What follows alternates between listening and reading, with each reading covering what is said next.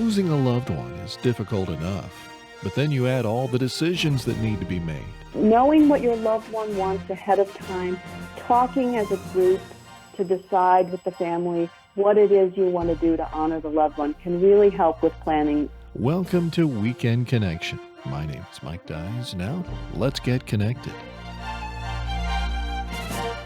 When a loved one dies, grieving members of the family often are confronted with many decisions about the funeral, all of which must normally be made quickly and during an emotionally stressful time. What kind of funeral should it be? What funeral provider should you use? What are you legally required to buy? And as a practical matter, how much is it all going to cost? Well, some help today on that as we talk with Patricia Poss, an attorney in the Division of Marketing Practices in the Federal Trade Commission's Bureau of Consumer Protection. She coordinates the FTC's Funeral Rule program and works to combat fraud in lower income and underserved communities. Patricia, welcome to Weekend Connection. Great. Thank you for having me. Terrific topic. Well, how important is it to know about funeral choices ahead of time so we make the right decisions? I think it is very important. So you raised several great issues there right off with those questions at the beginning of this interview. Planning a funeral can be difficult for families because of exactly what you were saying. It can come at a difficult time, and funerals can be expensive. They can cost thousands of dollars. And many people find themselves planning that funeral maybe for the first time when they've already are drained emotionally or physically tired after losing a loved one. So the FTC does offer, the Federal Trade Commission offers some tips for shopping for funeral services. We have a brochure and information on our website at ftc.gov. There's a brochure called Shopping for Funeral Services, and there's another one on it's a little bit shorter on paying final respects. It's your rights when you're buying funeral goods and services. But I'd love to get into a couple of those tips for shopping. And certainly one of the things that can be helpful is to talk with loved ones and the family about what is wanted before the loved one passes, before there's that immediate need. And asking those questions that you phrased, do they want to be buried or cremated, embalmed? Do they want a viewing, a church service, a reception? What is it that they want? Because it can help a lot to know what it is you're looking for before you go shopping for funeral services, before you contact a funeral provider. And it also can help relieve some, potential emotional overspending. You don't want to feel guilty that you are not having the fanciest funeral. You won't have to feel guilty that you're not having the fanciest funeral if the loved one says that they want a simple service. So try to do some pre-need shopping if possible.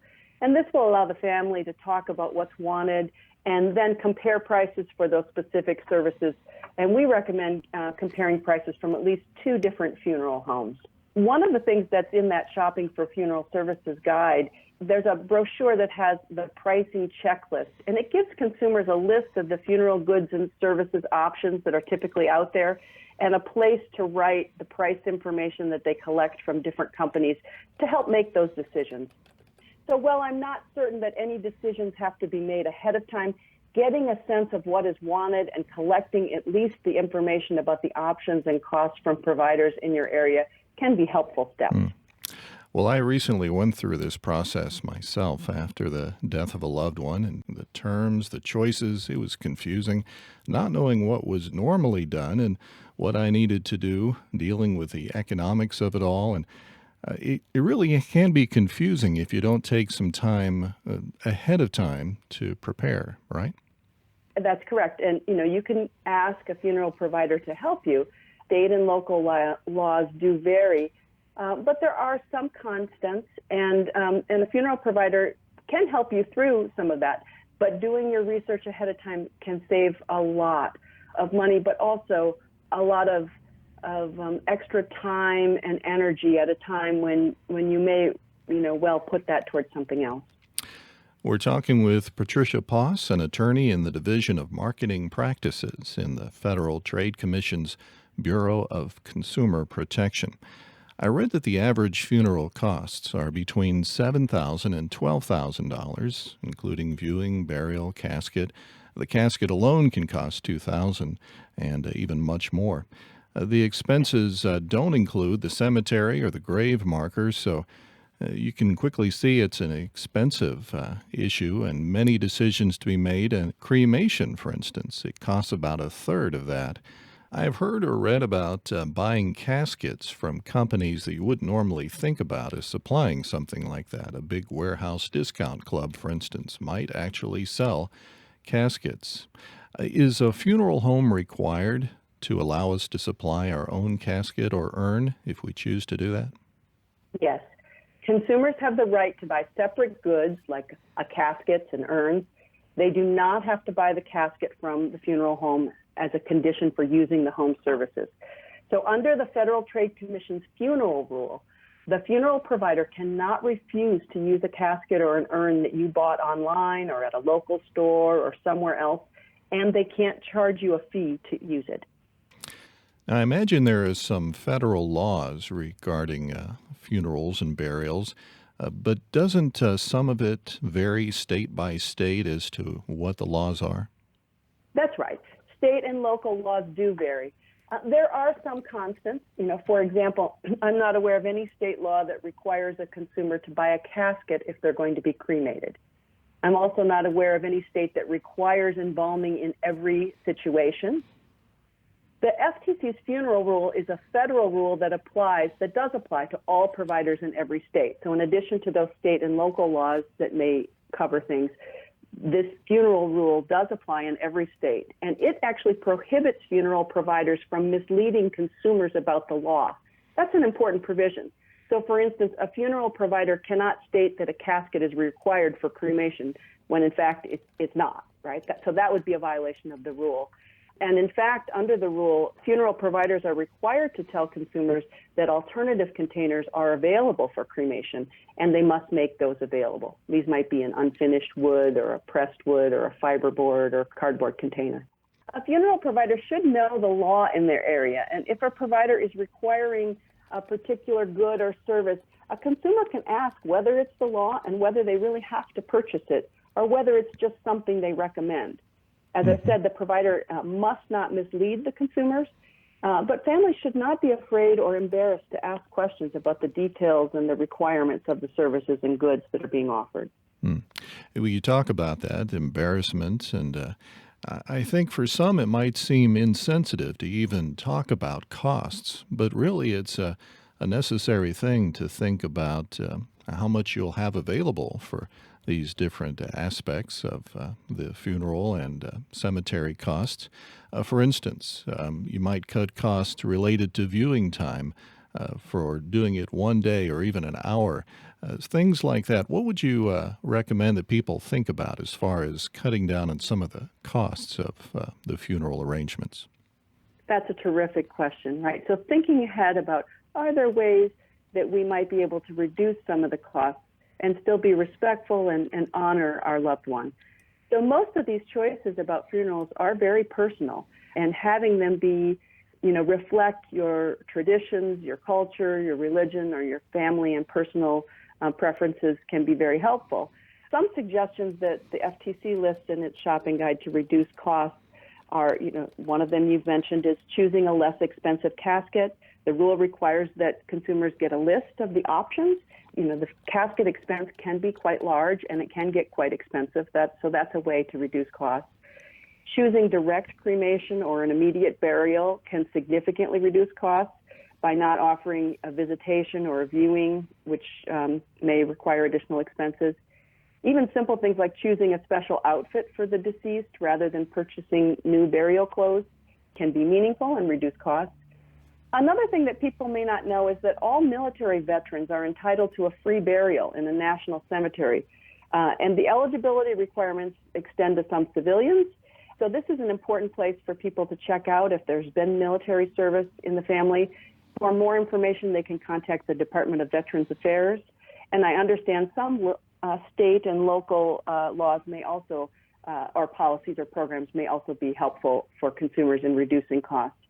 Of course, in the end, talking about funeral plans, asking questions, and comparison shopping is probably the best way to make informed and thoughtful decisions about those funeral arrangements.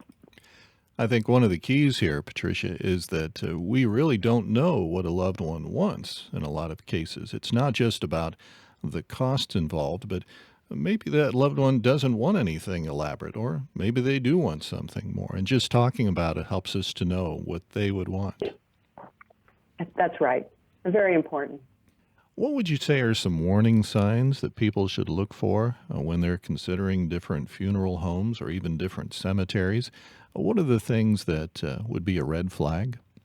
So when choosing a funeral home, there's a lot of things that consumers can do. They can certainly inquire and get information directly from the home and do their research. You also can check businesses out through the Better Business Bureau and other sources. Most consumers do a little bit of research and choose someone in their area, usually based off of a recommendation of a family or friend. Just like all shopping decisions, whenever someone is purchasing an item, we recommend that you get a recommendation, check out a company, and learn a little bit about the company before choosing something. Well, I've heard about people who buy their cemetery plots ahead of time. Is that a good thing to think about as well, to reserve that space in the cemetery ahead of time? A lot of people choose to do a pre-need arrangement, and that you can do pre-need arrangements on a variety of issues, whether it's the cemetery plot, the casket, the actual arrangements with a funeral home. Planning your own funeral arrangements, of course, is a way that people see to ease the burden on the family. They can shop and compare goods and services ahead of time. But there's some important considerations, whether it's purchasing the funeral services themselves or the cemetery ahead of time. You want to know what it is you're actually paying for. Are you buying only, the plot? What about the additional services, like the actual burial service? You want to know the full cost and what happens if you're paying ahead of time, what happens to that money. Some states have requirements for handling prepaid funds for advanced funeral arrangements. And what happens is there interest on that money? Are you protected if that firm or that cemetery goes out of business or something changes? Mm-hmm. Can you cancel the transaction? Lots of questions. What if you move away or die? Lots of questions that consumers would want to think ahead before planning a funeral prepay arrangement or purchasing a cemetery plot. Good questions to think about. We're talking with Patricia Poss, an attorney with the Federal Trade Commission's Bureau of Consumer Protection. She's telling us about the funeral rule. Now, you mentioned, Patricia, earlier that military veterans have the advantage of a free burial in national cemeteries. How many states have an area like that? Does pretty much every state have that available, a national cemetery, or would you possibly have to be buried in a different state?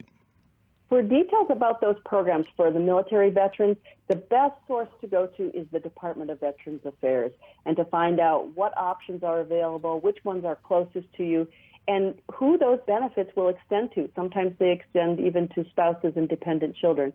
But the best source for that type of information is the Department of Veterans Affairs. Mm-hmm. What are some of the other mistakes, and maybe something we haven't covered? Typically, what are some of the mistakes that people make in end-of-life decisions that they're coming to? Knowing what your loved one wants ahead of time, talking as a group to decide with the family what it is you want to do to honor the loved one can really help with planning. As we said, these can be expensive.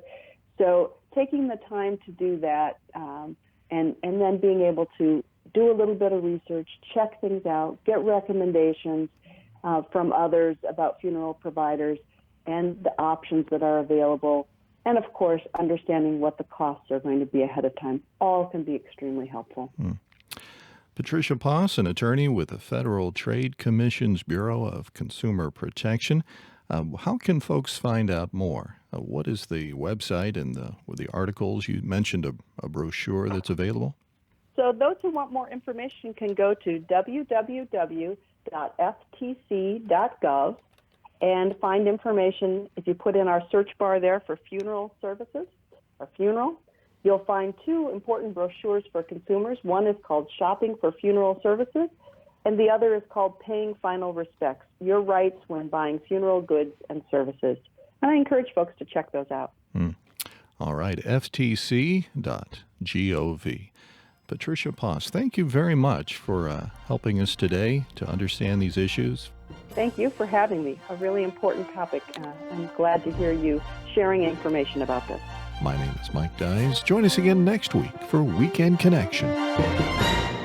Thank you for listening to this feature, a production of BBN, the Bible Broadcasting Network. BBN provides 24-hour Christian programming, great Christian music, and Bible teaching. Listen to BBN by clicking the link in the description.